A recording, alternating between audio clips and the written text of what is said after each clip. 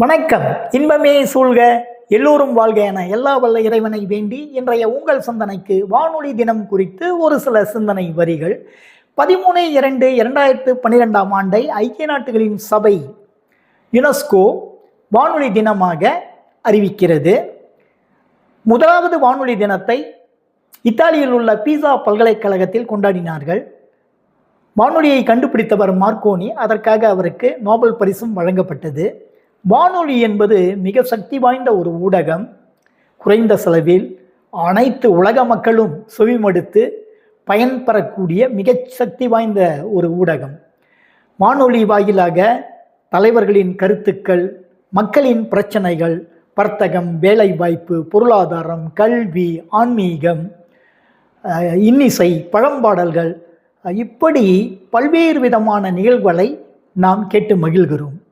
வானொலி குறித்து 27 முறை செஸ் உலக சாம்பியனான விஸ்வநாத் ஆனந்த் என்ன சொல்கிறாருன்னா, அவருக்கு 2.5 வயசு இருக்கக்குள்ள அவங்க அப்பாவை தமிழ்நாட்டில் இருந்து மணிலா பிலிப்பைன்ஸ் தலைநகருக்கு வேலை மாற்றல் செய்கிறார்கள். அங்கு சென்ற அவர் தினமும் அவருக்கு அந்த 2.5 வயசில் அவங்க அம்மா தினமும் செஸ் பயிற்சி கொடுப்பார்களாம். அதன் பிறகு அவர் 1 மணியிலிருந்து 3 மணி வரைக்கும் வானொலியை கேட்க தவறமாட்டாராம்.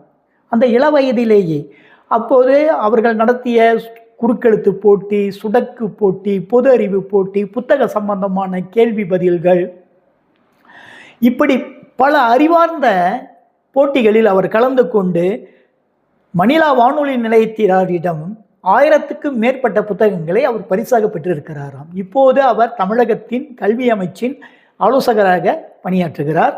அதோடு அவர் சொல்கிறாரு, தன்னுடைய வெற்றிக்கு அம்மாவின் பயிற்சியோடு மணிலா வானொலி பெரிதும் எனக்கு உதவியது. கட்டொழுங்கு, நேர மேலாண்மை, பொது அறிவு போட்டிக்கு என்னை தயார்படுத்துவதற்கான சிந்தனை திறன் என பல்வேறு வகையான வாய்ப்புகளை எனக்கு கொடுத்தது என்று பெருமையோடு சொல்கிறார். நம் நாட்டில் கூட மின்னலும் சரி, டிஹெச்ஆர் ராகவும் பல்வேறு நல்ல நிகழ்வுகளை தரமாக படைக்கிறார்கள். குறிப்பாக மின்னலின் தலைவர் குமரன் அவர்களுக்கு நாம் மிகுந்த பாராட்டுக்களை தெரிவிக்க வேண்டும். காரணம், இப்போது அண்மைய காலமாக பல சிந்தனை திறன், அறிவு புதிர் போட்டிகள் என்று பலவும் இருக்கிறது. ஆனால் இது போதாது. இந்த நேரமும், அதாவது கல்விக்கு, புத்தகங்களுக்கு, ஆன்மீகத்திற்கான வேலை வாய்ப்பு, பொருளாதாரம், இது போன்ற நிகழ்வுகள் இன்னும் அதிகரிக்கப்பட வேண்டும். காரணம், நம்முடைய வளர்ச்சிக்கு குறிப்பாக மின்னல் வானொலி பேருதவியாக விளங்க முடியும் என்பது அன்பான கருத்து. ஆக பணியாளர்கள் அனைவருக்கும் இனிய வானொலி தின வாழ்த்துக்கள்.